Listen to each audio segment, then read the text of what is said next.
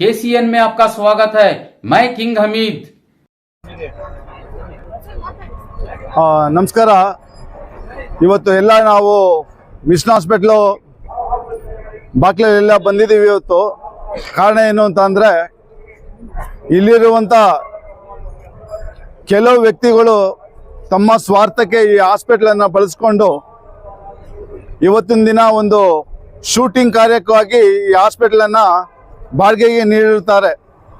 ಇದರ ವಿರುದ್ಧವಾಗಿ ಹಾಸ್ಪಿಟಲ್ನ ಕಾರ್ಮಿಕರ ವೃಂದ ಇವತ್ತು ಪ್ರತಿಭಟನೆ ಮಾಡ್ತಾ ಇದೆ. ಕಾರಣ ಏನು ಅಂತ ಅಂದರೆ, ಸೆಪ್ಟೆಂಬರ್ 17ನೇ ತಾರೀಕು ಇವರು ಜುಲೈಯಿಂದ ಸ್ಟ್ರೈಕ್ ಮಾಡಿದ್ರು. ಸೆಪ್ಟೆಂಬರ್ 17ನೇ ತಾರೀಕು ಇವರು ಸ್ಟ್ರೈಕಿಂದ ಸ್ಟ್ರೈಕ್ ಕಾಲ್ ಆಫ್ ಮಾಡುವಾಗ assistant labour commissioner AITCU Seshadri ಅವರು ಹಾಗೂ ಲೇಬರ್ ಸಮ್ಮುಖದಲ್ಲಿ ಒಪ್ಪಂದ ಆಯಿತು. ಏನಂದರೆ, ಇನ್ಮೇಲೆ ಸ್ಟ್ರೈಕ್ನ ಕೈ ಬಿಡ್ತೀವಿ, ನಾವು ಕೆಲಸ ಮಾಡ್ಕೊಂಡು ಹೋಗ್ತೀವಿ ಅನ್ನೋದು ಒಂದು ಒಪ್ಪಂದ ಆಯಿತು. ಈ ಒಪ್ಪಂದದಲ್ಲಿ ಇವರ ಲೇಬರ್ ಕಮಿಷನರ್ ಮುಂದೆ ಹಾಗೂ ಶೇಷಾದ್ರಿ ಅವ್ರ ಮುಂದೆ ಏನು ಹೇಳಿದ್ರು ಅಂದರೆ, ಇನ್ಮೇಲೆ ನಾವು ಇಲ್ಲಿ ಹಾಸ್ಪಿಟ್ಲಿಗೆ ಮುಖ್ಯಸ್ಥರು ಯಾರು ಅಂತ ಅಂದ್ಬಿಟ್ಟು ನಾವು ಒಂದು ಲೆಟ್ರ್ ಕೊಡ್ತೀವಿ.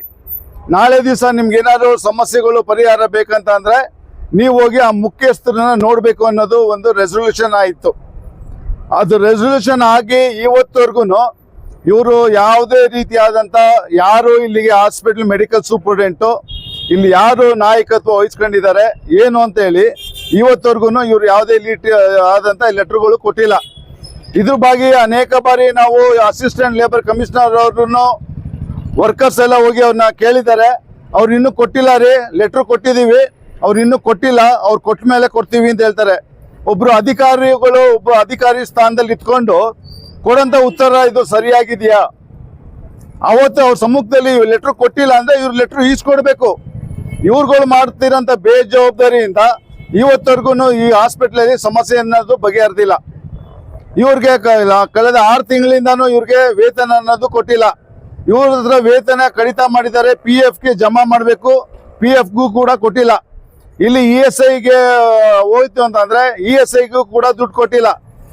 ಇವ್ರಿಗೂ ಸಂಪಾದನೆ ಮಾಡಿರೋದು ಇವರು ತಿಂಗಳು PF ಕಟ್ ಮಾಡಿರೋ ದುಡ್ಡನ್ನ ಇವ್ರು ಯಾಕೆ ತಗೊಂಡು ಕೊಟ್ಟಿಲ್ಲ? ಅಲ್ಲಿಗೆ ಇವ್ರು ಯಾಕೆ ಕಟ್ಟಿಲ್ಲ? ಹಂಗಾರೆ ಇವ್ರು ಕೇಳ್ತಿರೋದು ಇವ್ರ ಹಕ್ಕನ್ನ ಇವರು ಯಾಕೆ ಅದನ್ನ ಹತ್ತಿಕ್ಕ ಪ್ರಯತ್ನ ಪಡ್ತಾ ಇದ್ದಾರೆ? ನಾವು ಕೇಳ್ತಿರೋದು, ಇವ್ರು ಕೇಳ್ತಿರೋದು ಇಷ್ಟೇ. ಇವತ್ತು ನೀವು ಅವತ್ತು ಬರ್ತಾ ಇದ್ರಿ, ನಮ್ಮ ಬಿಷಪ್ ಅವರು ಧರ್ಮಾಧ್ಯಕ್ಷರ ಹತ್ರ ಹೋಗಿದ್ವಿ, ಅವರು ಬರ್ತೀವಿ ಅಂತವ್ರು ಕಾರಣಾಂತರದಿಂದ ಅವ್ರು ಬರಲಿಲ್ಲ. ಅವ್ರ ಪರವಾಗಿ ಯಾರು ವಿನ್ಸೆಂಟ್ ಅನ್ನೋರು ಬಂದಿದ್ರು, ಬಂದು ಮಾತಾಡ್ಕೊಂಡು ಮಂಗಳವಾರ ಮಾತಾಡಿದ್ರು. ಬುಧವಾರ ನಮ್ಮ ಹತ್ರ ಬಿಷಪ್ ಹತ್ರ ನನಗೆ ಮೀಟಿಂಗ್ ಇದೆ, ಗುರುವಾರ ವಾಪಸ್ ಬರ್ತೀವಿ ಅಂತ ಹೇಳ್ಬಿಟ್ಟು ಹೋದ್ರು. ಏನಂತ ಹೇಳಿದ್ರು, ಮಾರ್ಚ್ 30ನೇ ತಾರೀಕೊಳಗೆ ನಿಮ್ದು ಎಲ್ಲಾನು ಸೆಟಲ್ಮೆಂಟ್ ಮಾಡ್ಬಿಡ್ತೀನಿ ಅಂತ ಅಂದ್ರು. ಫೈನಾನ್ಸ್ ಮೀಟಿಂಗ್ ಇದ್ದಿದ್ದು ಬುಧವಾರ, ಗುರುವಾರ ಇವ್ರು ಬರ್ಬೋದಾಗಿತ್ತಲ್ಲ. ಇವ್ರು ಬಂದು ಆಯ್ತು, ಸಮಸ್ಯೆ ಆಗಿದೆ, ಎಲ್ಲರಿಗೂ ಗೊತ್ತು ಹಾಸ್ಪಿಟ್ಲ್ ಸಮಸ್ಯೆ ಆಗಿದೆ, ದುಡ್ಡು ಇಲ್ಲ ಅಂತ ಗೊತ್ತು. ಅದಕ್ಕೆ ಪರಿಹಾರ ಏನು? ವರ್ಕರ್ಸ್ ಹತ್ರ ಕೂತ್ಕೊಂಡು, ನೋಡಪ್ಪ ನಮ್ಗೆ ಇಷ್ಟು ದುಡ್ಡು ಕೊಡೋಕ್ಕಾಗಲಿಲ್ಲ, ನಮಗೆ ಈ ಥರ ಸಮಸ್ಯೆ ಬಂತು, ಈ ಥರ ಹಿಂಗಾಯ್ತು, ಇನ್ಮೇಲೆ ನಾನು ಭಾಗವಾಗಿ ನಿಮ್ಗೆ ಇಷ್ಟು ತಿಂಗಳೊಳಗೆ ನಾನು ನಿಮ್ಮದು ಸಂಬಳ ಕೊಡ್ತೀನಿ, ಹಾಸ್ಪಿಟ್ಲಲ್ಲಿ ಎಲ್ಲ ಸೇರ್ಕೊಂಡು ಹಾಸ್ಪಿಟ್ಲನ್ನ ಮುಂದುವರ್ಸೋಣ ಅಂತ ಹೇಳ್ಕೊಂಡು ಇವರು ಮೀಟಿಂಗ್ ಮಾಡ್ಕೊಂಡು ಸಮಾಧಾನದಿಂದ ವರ್ಕರ್ಸ್ನ ಕರ್ಕೊಂಡು ಹೋಗ್ಬೇಕೇ ವಿನಃ ಇವ್ರುಗಳು ಕೂತಿದ್ದ ಜಾಗದಲ್ಲಿ ಇವ್ರು ಎಲ್ಲೋ ಕೂತಿರ್ತಾರೆ, ಕಂಪ್ಯೂಟರಲ್ಲಿ ಸಿಗ್ನೇಚರ್ ಇದೆ, ಇವ್ರು ಹೇಳ್ಬಿಡ್ತಾರೆ ಇವ್ರನ್ನ ಸಸ್ಪೆಂಡ್ ಮಾಡು, ಇವ್ರನ್ನ ಟ್ರಾನ್ಸ್ಫರ್ ಮಾಡು, ಇವ್ರನ್ನ ತೆಗೆದು ಹಾಸನ. ಯಾರು ಇದನ್ನೆಲ್ಲ ಮಾಡೋಕೆ ಅಧಿಕಾರ ಕೊಟ್ಟಿರೋರು? 2018ರಿಂದ ಹಾಸ್ಪಿಟ್ಲಲ್ಲಿ ಬೋರ್ಡೇ ಇಲ್ಲ, ಎಲೆಕ್ಷನ್ನೇ ಮಾಡಿಲ್ಲ. ನಿಮ್ಗೆ ಬೇಕಾದವ್ರನ್ನ ಕರ್ಕೋತೀರಾ, ಅವ್ರಿಗೂ ಫೋಟೋ ಹಾಕ್ಸ್ತೀರಾ, ಇವ್ರು ಬೋರ್ಡಲ್ಲಿ ಇದ್ದಾರೆ ಅಂತ ತೊಗೊಂಡೋಗ್ಬಿಟ್ಟು ರಿಜಿಸ್ಟರ್ ಆಫೀಸಲ್ಲಿ ಕೊಡ್ತೀರಾ. 2 ವರ್ಷದಿಂದ ನಿಮ್ಮದು ರಿನ್ಯೂವೇ ಆಗಿಲ್ಲ ಲೈಸೆನ್ಸ್ ಹಾಸ್ಪಿಟ್ಲದು. ನಿಮ್ಗೆ ಒಂದು ಹಾಸ್ಪಿಟ್ಲದು ಲೈಸೆನ್ಸ್ ರಿನ್ಯೂ ಮಾಡೋ ಯೋಗ್ಯತೆ ಇಲ್ಲ. ಒಂದು ಹಾಸ್ಪಿಟ್ಲ್ ನಡ್ಸ್ಕೊಂಡು ಯಾವ ರೀತಿ ನಡ್ಸ್ಬೇಕನ್ನೋದು ನಿಮಗೆ ಪರಿಜ್ಞಾನ ಇಲ್ಲ. ಈ ಸಮಸ್ಯೆಗಳ ಮೇಲೆ ಸಮಸ್ಯೆ ಉಂಟು ಮಾಡಿಕೊಂಡು ಇದೆಲ್ಲ ಮಾಡ್ತಾ ಇದ್ದೀರಾ. ಮತ್ತು ನೀವು ಯಾವುದು ಸೀಮೆ ಇಲ್ದಿರ ಡೈರೆಕ್ಟ್ರು? ಎಲ್ಲಿಗೆ ಡೈರೆಕ್ಟ್ರು ನೀವು? ಹಾಸ್ಪಿಟ್ಲ್ ಕಾನ್ಸ್ಟಿಟ್ಯೂಷನ್ ಎಲ್ಲಾದರೂ ಡೈರೆಕ್ಟ್ರು ಅಂತ ಇದೆಯಾ? ಮೆಡಿಕಲ್ ಸೂಪರಿಂಟೆಂಡೆಂಟ್ ಅಂತ ಇರೋದು. ಹಾಸ್ಪಿಟ್ಲ್ ಪ್ರತಿ ತಿಂಗಳು ಬೋರ್ಡ್ ಮೀಟಿಂಗ್ ಕರಿಬೇಕು. ಎಷ್ಟು ಬೋರ್ಡ್ ಮೀಟಿಂಗ್ ಕರೆದಿದ್ದೀರಾ? ಹಾಸ್ಪಿಟ್ಲಲ್ಲಿ ಬೋರ್ಡಲ್ಲಿ ವರ್ಕರ್ಸ್ ಕೂಡ ಅವರು ಬೋರ್ಡ್ ಮೆಂಬರ್ಸು. ಹಾಸ್ಪಿಟ್ಲ್ ಬೋರ್ಡಲ್ಲಿ ಹಾಸ್ಪಿಟ್ಲ್ ನಾವು ಇಟ್ಕೊಂಡಿದ್ದೀರಾ? ಬೋರ್ಡ್ ಮಾಡಿದ್ದೀರಾ? ಏನ್ ಇದನ್ನೆಲ್ಲ ನಿಮ್ಮ ಸ್ವಾರ್ಥಕ್ಕೋಸ್ಕರ ಉಪಯೋಗಿಸ್ಕೊಂಡು ಪಾಪ ಮಿಷನರಿಗಳು ಸಾವಿರಾರು ಕಿಲೋಮೀಟರ್ ಸಾವಿರಾರು ಇದರಿಂದ ಬಂದು ಅವರು ರಕ್ತ ಬೆವರನ್ನ ತ್ಯಾಗ ಮಾಡಿ ಜಾತಿ ಭೇದ ಭಾವ ಇಲ್ಲದೆ ಒಂದು ಸಂಸ್ಥೆಗೆ ಬಡು ಜನಕ್ಕೆ ಅಂತ ಹೇಳಿ ಹಾಸ್ಪಿಟ್ಲ್ ಕಟ್ಸಿ 1906ರಲ್ಲಿ ಸ್ಥಾಪನೆ ಮಾಡುವಂಥ ಹಾಸ್ಪಿಟ್ಲು 2016-18ವರೆಗೂ ಕರೆಕ್ಟಾಗಿ ನಡ್ಕೊಂಡ್ ಬರ್ತಿತ್ತು. ಕೆಲವು ಕಿಡಿಗೇಡಿಗಳು ಬಂದು ಇವತ್ತೊಂದು ದಿವಸ ಹಾಸ್ಪಿಟ್ಲನ್ನ ಸಮಾಧಿ ಮಾಡಾಕ್ಬಿಟ್ಟವ್ರು. ಹಾಸ್ಪಿಟ್ಲ್ ಅಡ್ಮಿನಿಸ್ಟ್ರೇಷನ್ ಏನು ಅಂತ ಗೊತ್ತಿಲ್ಲ, ಅವ್ರನ್ನೆಲ್ಲ ಕರ್ಕೊಂಡ್ಬಂದು ಡೈರೆಕ್ಟ್ರು ಪ್ರೊಡ್ಯೂಸರು ಆಕ್ಟರ್ ಅಂತ ಬಂದು ಇಲ್ಲಿ ಕೂರಿಸ್ಬಿಟ್ಟು ಇವತ್ತೊಂದು ದಿವಸ ಹಾಸ್ಪಿಟ್ಲನ್ನ ಇವತ್ತು ಮುಚ್ಚೋ ಪರಿಸ್ಥಿತಿ ತಂದರು. ಪಾಪ 6 ತಿಂಗಳಿಂದ ಸಂಬಳ ಇಲ್ಲ.